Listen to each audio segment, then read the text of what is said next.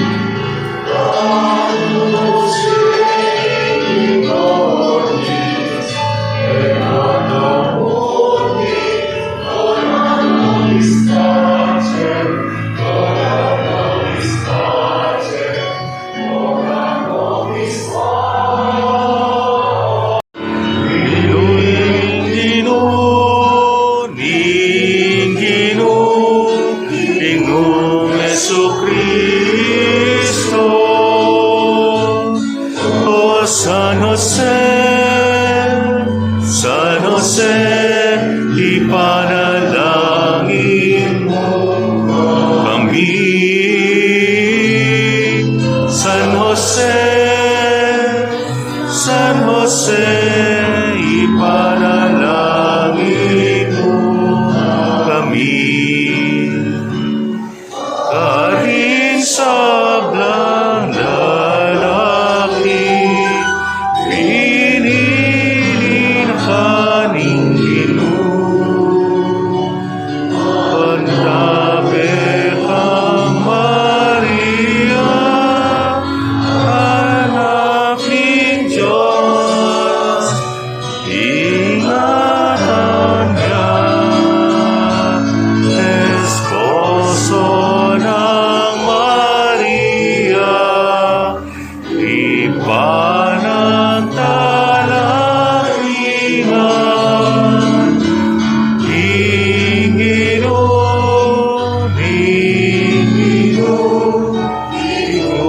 Jesucristo. O San Jose, ipanalangin mo kami. San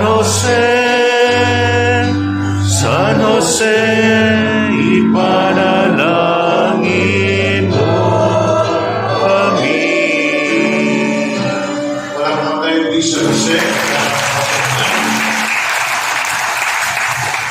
Thank you, no, malaki.